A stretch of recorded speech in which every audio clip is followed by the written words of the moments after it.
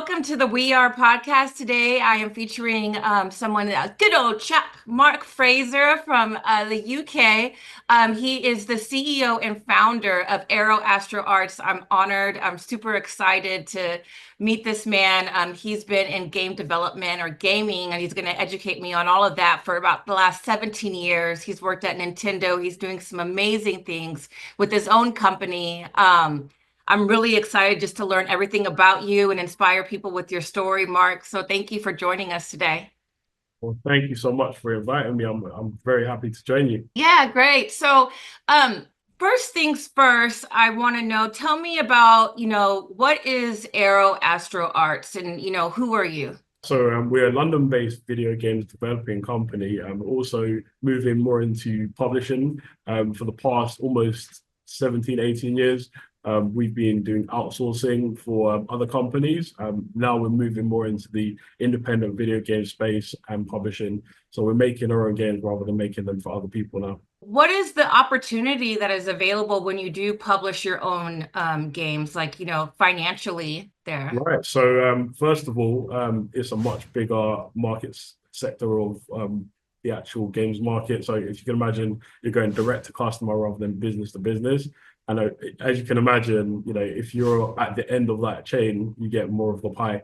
Brand recognition is invaluable, and also having the user data directly from the user or possibly from the platform is super valuable because, as you know, like big data and having the ear of the actual customer is super valuable. So is this kind of something where I'm used to, when we were younger, a lot of people wanted to be rappers and stuff like that. And it was all about, them getting a distribution deal, and then they would make maybe $1 off of every, time the song is played or something like that. Is that how the publishing for the video game industry works as well? So the way that it works in general is that you have the platforms like PlayStation, Xbox, Nintendo, or even Steam for Valve or Itch or something like that, a marketplace where you sell your games directly to the user if you don't have your own marketplace.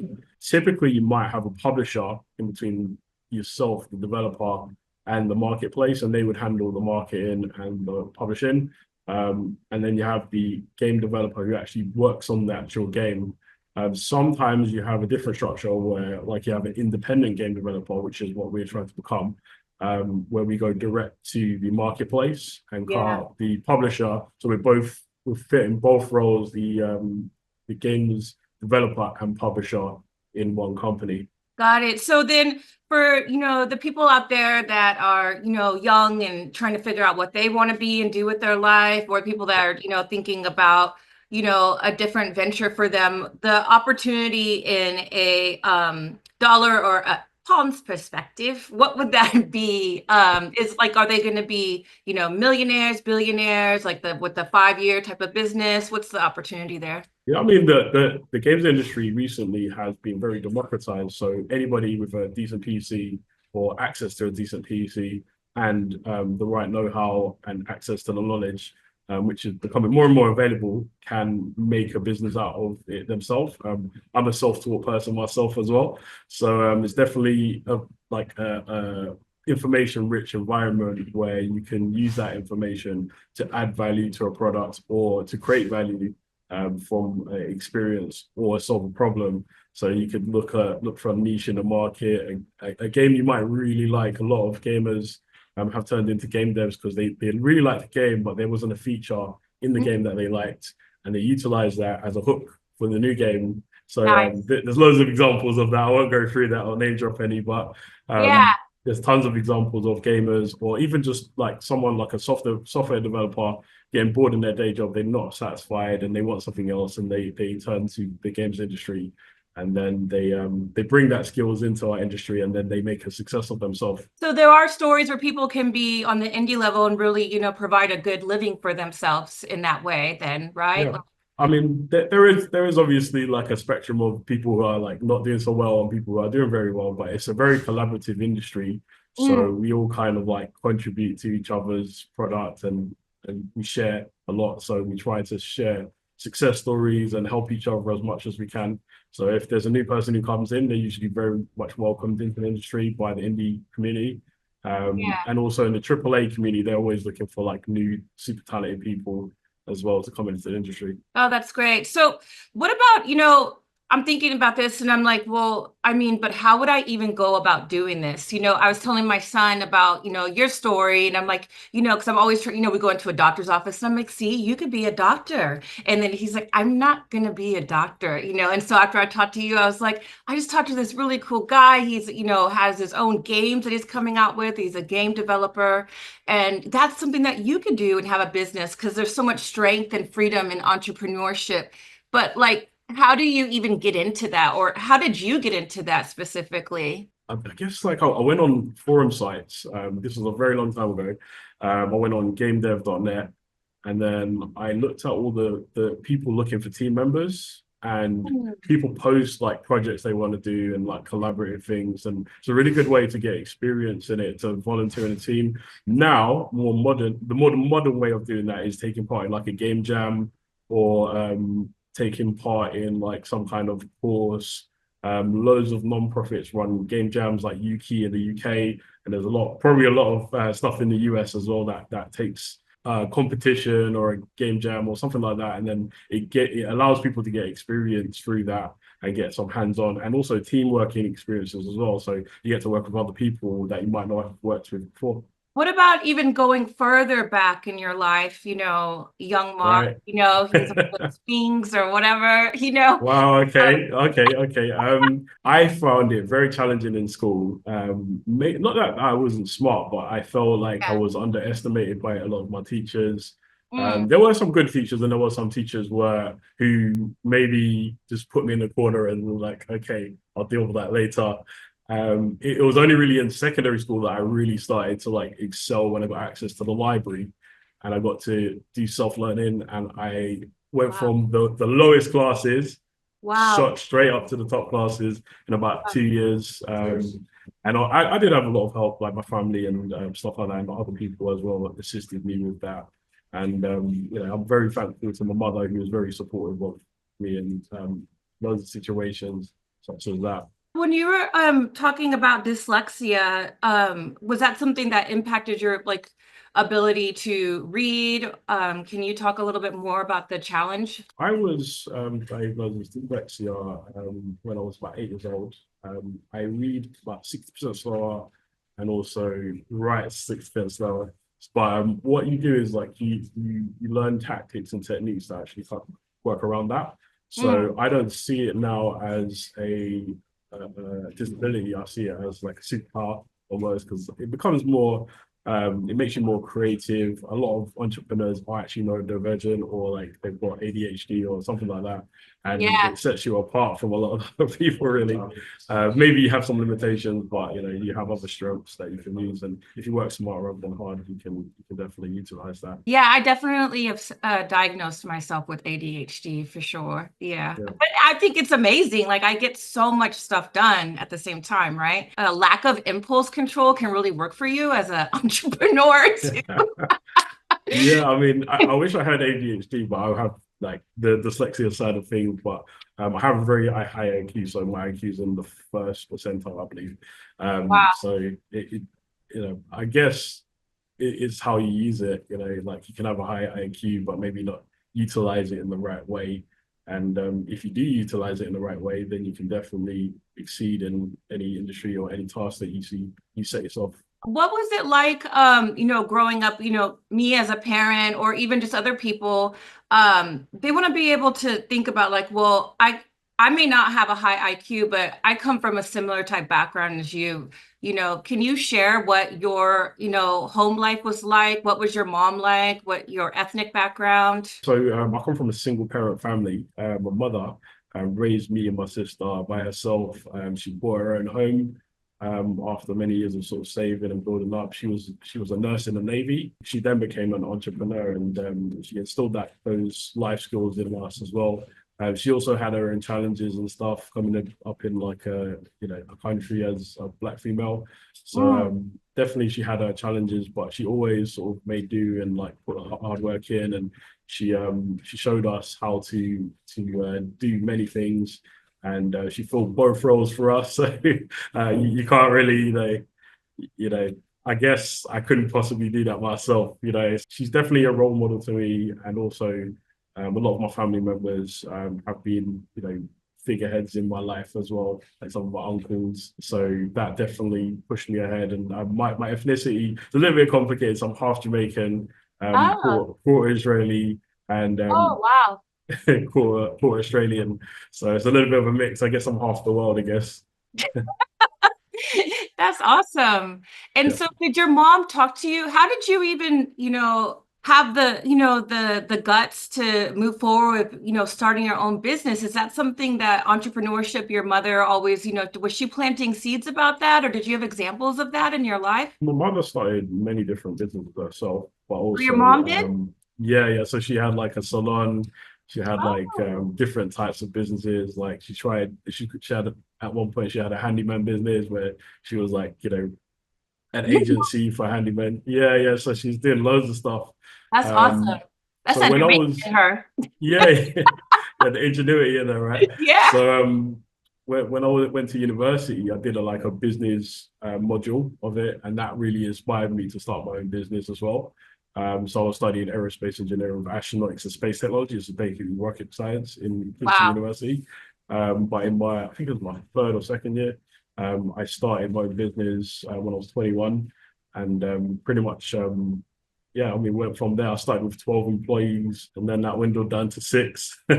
So six programmers, six artists, and I was doing it like I was renting out physical offices, and then half the programmers would turn up and half the artists would turn up, and I was like, okay, we're gonna go online. So at that time, I used MSN and Google Groups, and then I did my early stage of like, you know, remote working, and that worked perfectly for me because I could use my computer banks in the university. So then did you have when you talked about having 12 employees, how did you afford them? Was your mom, yeah. I guess what I did was I found a client first. I found Oh, a project first to actually pay for oh, it, and then that was how I financed it, if that makes sense. And I always kind of yeah. did that where I always had a lot of people asking me to work with them and to collaborate with them. Actually, here in Urban MBA, the HQ, and like we're collaborating on the project too. So that's one of the reasons why they allowed me to use their space, and they're actually fantastic. Actually, they help so many people. And then so just for the listeners, the Aero Astro Arts office is above Urban MBAs. Am I correct? It's just in the same We're building? a completely online business. So we sometimes we do hot desking and stuff like that, but we like to keep it lean and mean. So in this era of like remote working, everybody almost well, most game developers prefer working remotely. So Yeah. when we do have to work with someone or hire someone on, it is mainly remotely, and then we might do like a day or two a week in our office. So there's so many flexible options in London as well with office spaces. You know, we can kind of Yeah. have a new office every week. You know, I won't sort of name any names, but we go to loads of interesting places. Well, and something that I love that I just want to just recap on too is for listeners is that you really don't let anything stop you. You don't let financial limits stop you. You're always creative and thinking about ways of, well, then if it's going to be me going to a Starbucks, a university, a library, that's my office for the day. Another thing that I love about it is you think about, well, you don't let you not having a branded business or employees stop you from going out and getting a project. So I just want to applaud you for your just tenacity in that. What's something that you could say to someone who may feel like, well, I don't have a super high IQ. I don't know if I could do this, or it just needs some words of encouragement. Can you share that? There's actually something else called EQ, like emotional Mm. quotient. Basically, that's it's not the opposite of IQ. It's more emotional intelligence. So you can still be really good at something, even though like maybe your analytical skills might not be the greatest. Yeah, So everybody has their own strengths and weaknesses, even including myself. yeah, So you always find what you're good at and what your passion is, and that's what you should focus on. And also, if you can solve a problem, it doesn't matter if like you're super intelligent or maybe if you're intellectually challenged. That's okay, you know, because everyone's different, and also everyone can contribute to society in a different way. And I feel like that's what we should focus on. Not so much like, oh, is my IQ this, is my IQ that. Don't let that stop you. That's just a limitation that society has put upon you. Whatever you want to do, make an action plan, make smart goals, work towards it. If maybe you're not the most talented person, then your work ethic can definitely pull you through as well. So if you're a hard worker and you know Yeah. what you're doing and you're skilled, not everyone is born with talent. Some talent is acquired and learned through experience as well. Thank you. Yeah. And so then talking about learning too, then did you just start tinkering then when you were, in middle school to like, how did you take specific classes to learn coding? I know that I taught myself coding just because I didn't have the money to pay somebody to do something for something. So I just started learning and doing coding myself to build my own website. What did you do? Yeah, my first class was in HTML in college. I think I was about 16. So I was learning how to make websites, and then out of that interest, I learned how to do how to use Flash. It's an older version Yeah. of Yeah. HTML5, and then through that, I learned ActionScript, and you can actually make games with there. So I found a site called Flash ActionScript. It had loads of game examples. It was 2D Yeah. games basically, and that was my first foray into like actually making games. So I made like various different like side scrollers, asteroids games, little Pac-Man type games, those kind of ones, just out of interest in general. And that kind of followed through. And then I learned Unreal Engine, other different engines like Torque Engine, Unity. At one point, as a company, we even made a game engine for a client with Shockwave 3D and C++. Unfortunately, a lot of the stuff that you do as an outsourcer, you can't talk about. So Yeah, so I'd love to know about what you can. Well, actually, maybe we could take a step back. So, Aero Astro Arts, you yeah, know, for the gamers out there, do gamers have like where they go for a certain theme? Like I liked, like medieval creatures, or people like to shoot and kill things. Like, how does it go? And then what do you guys focus on? Do you have a theme? most people get into game dev, they're inspired by the games that they love and play through their life. Yeah. So a lot of people have been inspired with many different, genres of game. For myself, it was real-time strategy, like a top-down game. You're like the god figure, and you're building stuff, and you've got Oh, armies and stuff. That was my jam. That's why I really love like PC games as well. More recently, I've really enjoyed like open world and survival games, and that kind of harkens back to my engineering past as well. I love creating things as well. So I love like when there's a builder element to a game, that's really interesting. And now I like to explore different genres and mix genres and try different new things out. So that's why we showcase so much, because we want to get gamers playing our games often and early, and then giving yeah. us feedback, and then letting us know that the product that we're actually thinking and envisioning is valid and viable and playable as well as fun. And also, if there's any pain points or any bugs, that helps us to identify those as well. We're also looking to sort of double down on our QA as well. So sometimes like we might outsource some things to other companies and work with other companies to do things that we might not focus on. I love how you really care about the end user. You want them to have a great experience. So Absolutely. how do these people try out the game, and then what is the channel for how they can submit feedback to you? That Yeah. makes me want to try, even though I was thinking, I was like, I wish you would come out with something like Zelda, right? Like bring Zelda in that soundtrack back. Okay. I mean, there are games that try to do that. But with our games, we're showcasing them in person at events. So we showcased at Games Frenzy, Game GDLX. That's where I had the hat originally from. I won't show it again, but different events. But we try to move more to Steam, and also we're applying to become an Xbox ID partner, and also a PlayStation partner, and we're looking at Nintendo as well. So we'll be coming out with demos soon. I'm going to GDC next month. So Oh, my nice. intention, that's the Game Developer Convention in San Francisco. And we're going Yeah. with UKey, the UK trade body for games, and also the Department of Trade. We're Yeah. going on a trade mission to there.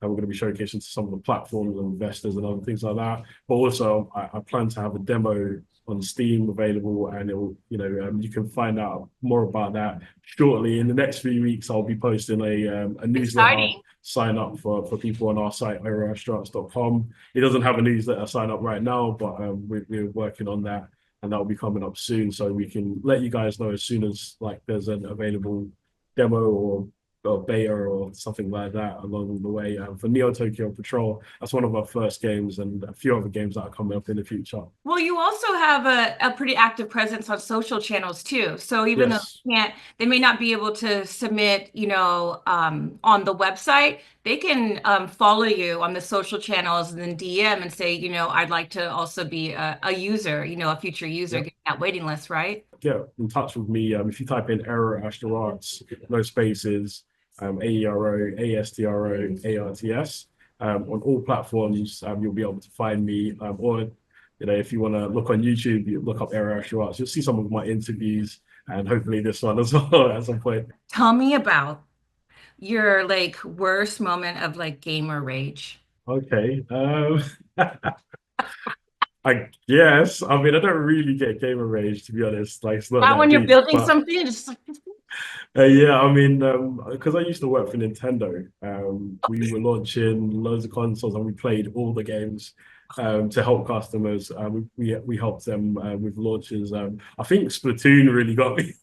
oh, really? It's so much fun that you just get into it, and then it's just you get carried away, and it was really fun. Are you like a controller thrower? Are you a cusser? Are you a No, stand no, up no. I and don't do any of that. I'm internalized it. I'm like, how about yourself? What games do you get you going? I don't.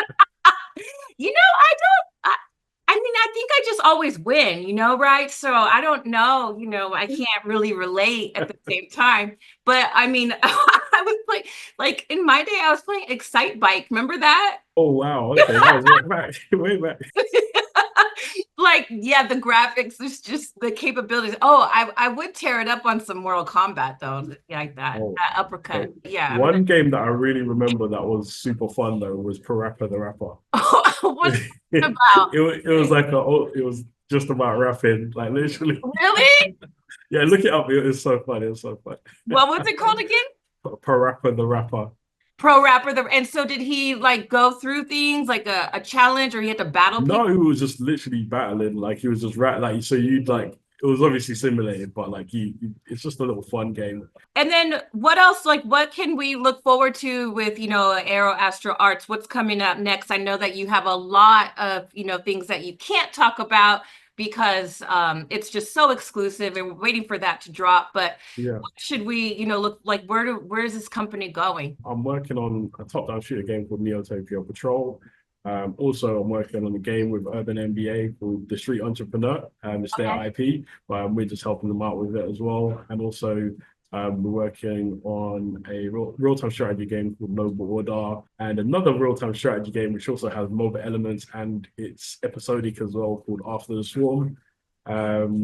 And we've paired with another company doing a very special project. We also applied for an innovate grant for that in the UK.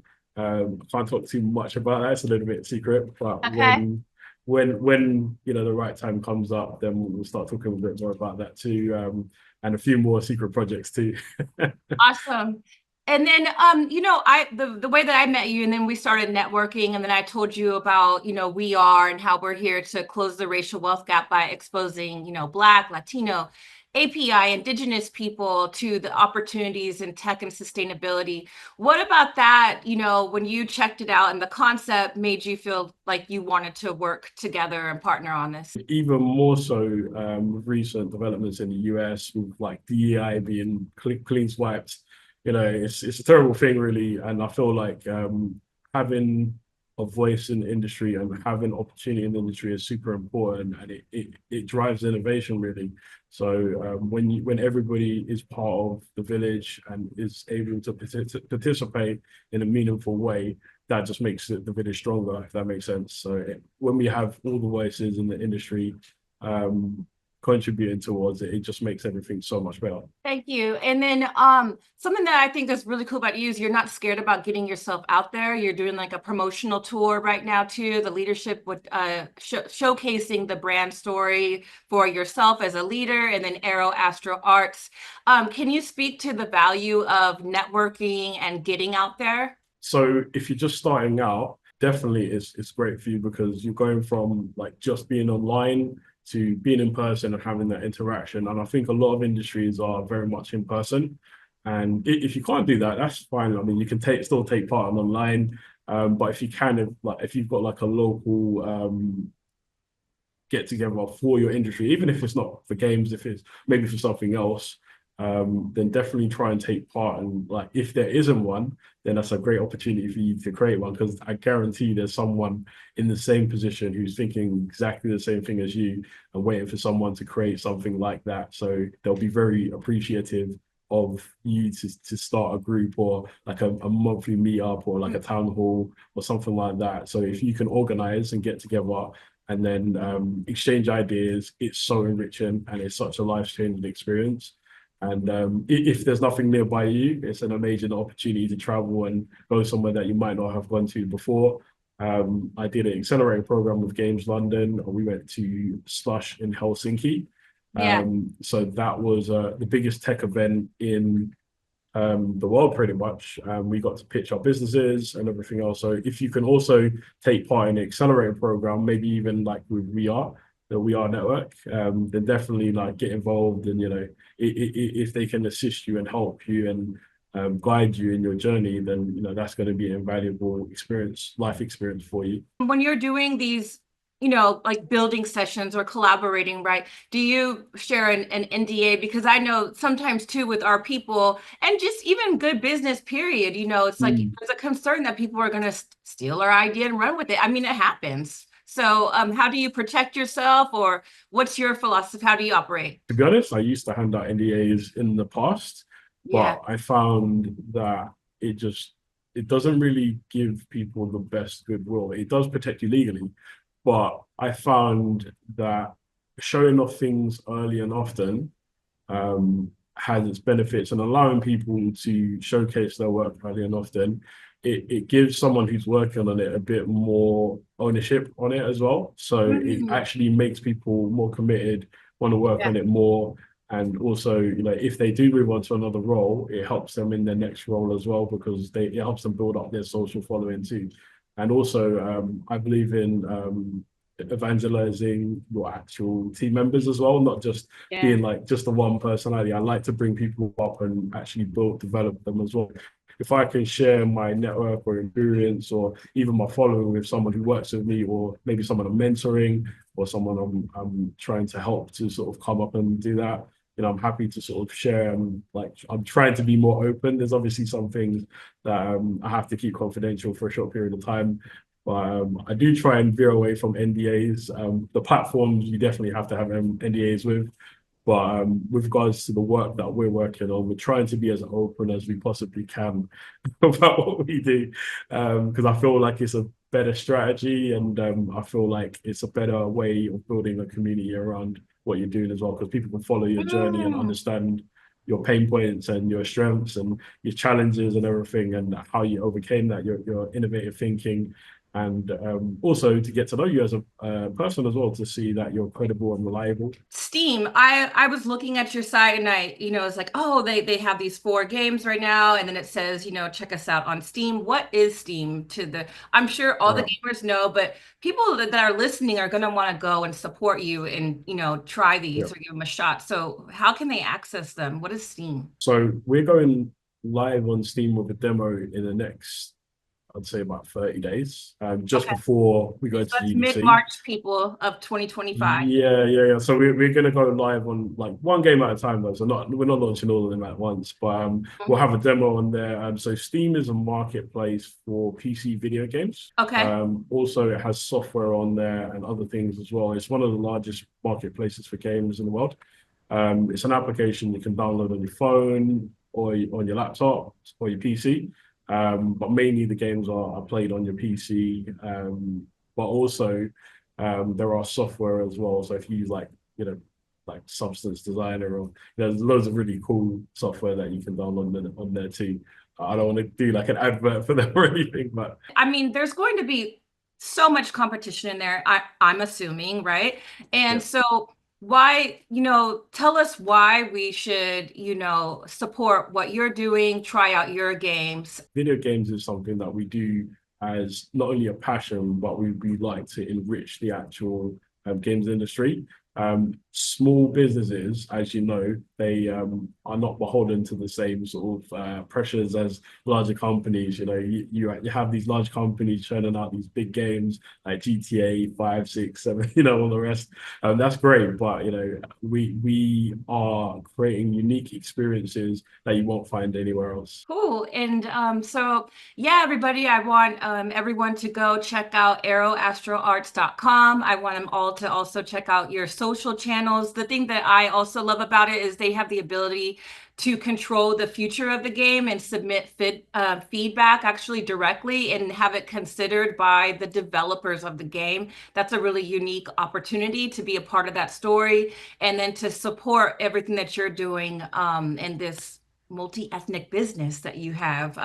You seem like a great person. You've already connected me with a number of different people. So this man is not only walking the walk, he's talking the talk and doing amazing things. So I want to thank you so much, Mark, for being our guest. And I can't wait to see what you come out with March 2025 with Aero Astro Arts. Thank you so much for having me.